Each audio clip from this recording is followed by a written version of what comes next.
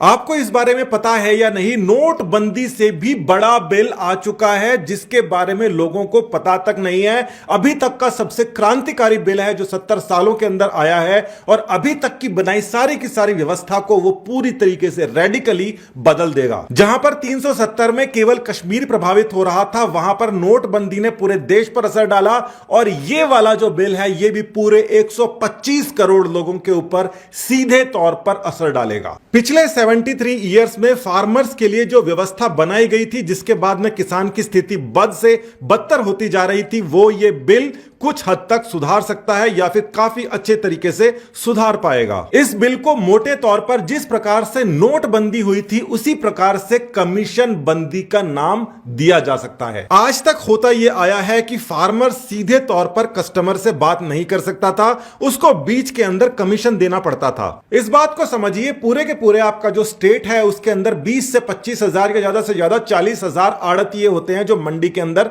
बैठते हैं। ये 20, 25 या 40 हजार लोग ही पूरे की पूरी किसानों की फसल खरीदते हैं और उसके आगे प्रोसेस होता है। यही लोग रेट्स को डिसाइड करते हैं, ऊपर और नीचे फ्लक्चुएट करते हैं। तो किसान सबसे पहले मंडी जाया करता था और मंडी के अंदर लाइन लगा के सोचता था कि उसको उचित मूल्य मिल जाएगा, मगर कई बार उसको नहीं मिलता था, जिसकी वजह से कई सारे किसानों की हालत नीचे गई है, उन्होंने आत्महत्याएं वगैरह करी है। मगर किसी मंडी के आड़तिये ने आत्महत्या करी हो, इस प्रकार के केस आपने नहीं के बराबर सुने होंगे। परिस्थितियों के हिसाब से किसानों को कई बार 2 रुपए 3 रुपए तक भी प्याज बेचना पड़ जाता है, जिसको हम 40 रुपए 50 रुपए के अंदर खरीद के लाते हैं। किसान के पास नहीं जा रहा पैसा, मगर हमारी जेब से वो लग रहा है पैसा। तो जब किसान अपना ट्रक भर के मंडी पहुंच जाता है तो वहां जो भी उसको रेट मिलता है, 2, 3, 4, 5, जो भी उसको रेट मिलता है उसी रेट के अंदर उसको सेल कर देना पड़ता है, बेचना पड़ता है। क्योंकि ये जो गाड़ी उसने ले रखी है उसके भी 2 से 2.5 हजार रुपए वो दे के पहले से ही आया हुआ होता है। और यहीं पर बात आ जाती है इन कमीशन एजेंट्स की, जो बात हर किसान नेता, किसान संघ, किसान सभा, इनने उनने हर पॉलिटिशियन ने कही है,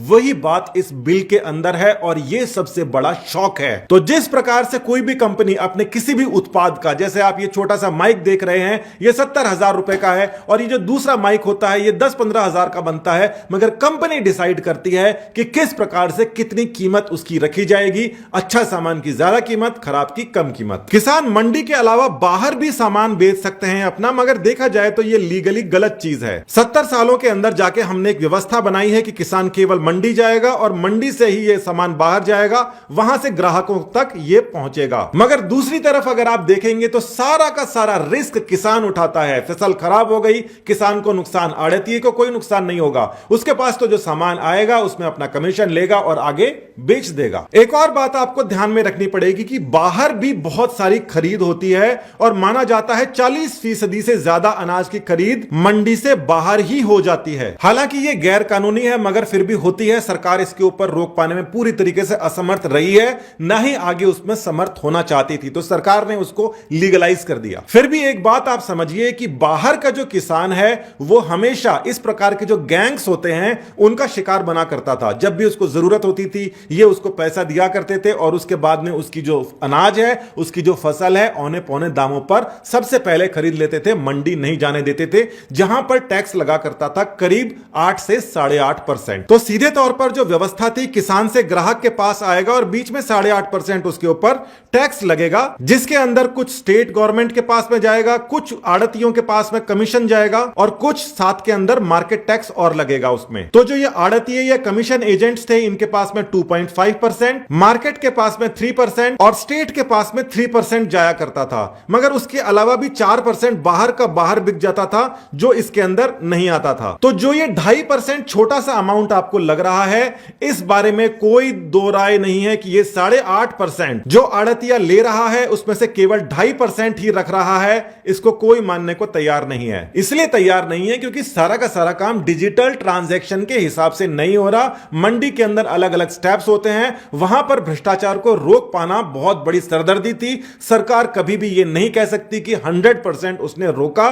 जमीनी स्थिति है 20 से 40% ही सरकार इस मामले में सफल होती थी। तो 40% बाहर बिक रहा था, 40% का पता नहीं है कि वो सरकार के पास आ रहा था या नहीं आ रहा था। कुल मिला के 20% की बात बची हुई थी और इस 20% को सरकार ने बंद कर दिया है। इसके अलावा भी आपको एक बात पता है कि मान लीजिए दिल्ली के अंदर प्याज के रेट ज्यादा हैं, एमपी में कम है, यूपी में और भी ज्यादा कम है, तो एक स्टेट से दूसरे स्टेट्स के अंदर ट्रांसपोर्टेशन और वो जो परमिशंस और रास्ते के अंदर आपको टोल नाकों के ऊपर रोकना और पुलिस के द्वारा इतने सारे खड़े होकर ट्रक को वहां पर खड़े करके वसूली करना, इस प्रकार के रोज वीडियो आया करते थे जिनको रोकना ऑलमोस्ट इंपॉसिबल हो गया था। तो फिलहाल जो 3 ऑर्डिनेंस पारित हो चुके हैं जिनका अब बिल भी बन चुका है, उसके अंदर इतनी सारी क्रांतिकारी बदलाव आ चुके हैं कि अब किसान अपनी फसल का खुद रेट तय करेगा जिस प्रकार से इंडस्ट्रीज रेट तय करती हैं। इसके नेगेटिव पॉइंट्स भी आपको जानने चाहिए कि नए जैसे शॉपिंग मॉल्स हैं, रिलायंस स्मार्ट है, जियो स्मार्ट है, ये सब आ रहे हैं, वहां पर ये कंपनियां डायरेक्टली किसान के पास में खरीद नहीं कर सकती थी क्योंकि लॉ उनके आड़े आता था, उनको मंडी से जाके खरीद करनी पड़ती थी। अब मंडी के अंदर इन कमीशन वाले जो आड़ती हैं, इनका पूरा एकाधिकार था जिसको खत्म करना जरूरी था। किस वजह से? ताकि कंपनी सीधा जाके किसान से सामान खरीद सके। यहां पर सबसे बड़ी बात यह आ जाती है कि कहीं ये कंपनियां ही किसान का शोषण ना करने लग जाए। तो इन ऑर्डिनेंस के अंदर एक और बात जो फिक्स करी है कि एमएसपी इसके अंदर सरकार तय करेगी, उसको कंपनियां उससे कम नहीं दे सकती, ज्यादा दे सकती हैं। एक ही लॉ से सब कुछ रेगुलेट कर दिया। अब सीधा किसान कंपनी को बेच सकता है और कंपनी किसान को कम से कम उतना पैसा देना उसको जरूरी हो जाएगा। एक और फायदा जो किसान को इसमें हो जाता है कि ज्यादा सामान होने पर ही वो गाड़ी का भाड़ा निकालकर मंडी तक बेचना और उसके बाद के अंदर कुछ मुनाफा कमा सकता है।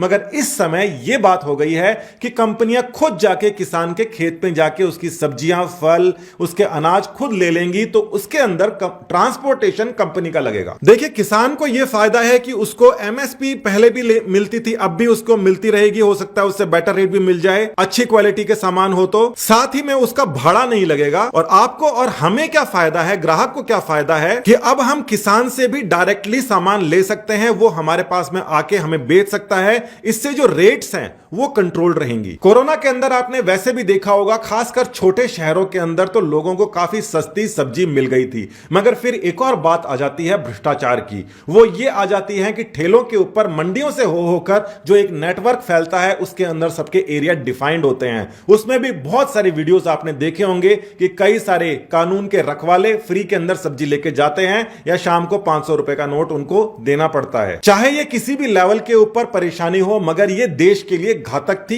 ये भी इससे काफी हद तक कंट्रोल में आएगा, क्योंकि पहले जहां पर ठेला लेकर जाना गैर कानूनी था, वहां पर अब वो कानूनी हो जाएगा। आप उसको रोक नहीं सकते। और ऐसा इसलिए नहीं कर सकते क्योंकि इस ऑर्डिनेंस ने उनको यह ताकत दे दी है। मोटे तौर पर देखा जाए तो 125 करोड़ लोगों को जो चीज इफेक्ट करने वाली है, उसके अंदर सबसे ज्यादा नुकसान में आड़तीय रहेंगे। आड़तीय कितने नुकसान में रहेंगे? वो करीब उनकी संख्या 6 लाख से 7 लाख के बीच में पूरे देश में हो सकती है। फिगर्स ऊपर नीचे भी हो सकते हैं, मगर बहुत ज्यादा नहीं है। इसके अलावा किसान डायरेक्टली आके ग्राहकों को अपना फल सब्जी बेच सकता है। कानूनी रूप से उसको आप रोक नहीं सकते और ना ही उसको पुलिस परेशान कर सकती है, क्योंकि ये उसका अधिकार बन गया है अब। और इन सब से ऊपर एक और खास बात हुआ करती थी। मान लीजिए कोई ऑर्गेनिक सामान उगा रहा है, वो मंडी के अंदर जाएगा तो उसकी एमएसपी क्या रहेगी, अब वो खुद डिसाइड कर सकता है। कंपनियां डायरेक्टली अप्रोच कर सकती हैं। लीगलाइज्ड वे के अंदर वो सब कुछ सामान को खरीद फरोख्त कर सकती हैं। अच्छी क्वालिटी का कोई अनाज उगा रहा है, खराब का उगा रहा है। जो ग्रेडिंग सिस्टम था मंडी के अंदर बेचने का, वो इतना ट्रांसपेरेंट नहीं था जो कि ग्राहकों को समझ में आए। मगर अब जो सुपरमार्केट्स वाले होते हैं, उनको पता है कि ग्राहकों को इस प्रकार से जो सामान है वो इतना महंगा बेच सकते हैं या उतना सस्ता बेच सकते हैं। और साथ ही के अंदर ये सुपरमार्केट जो कंपनीज वगैरह होती हैं, ये एक फिक्स परसेंटेज चार्ज करती हैं। यानी कि जो सामान हमें मिल रहा है उसके अंदर हमें पता है कि इतने ही परसेंट छोड़कर बाकी किसान के पास में जा रहा है।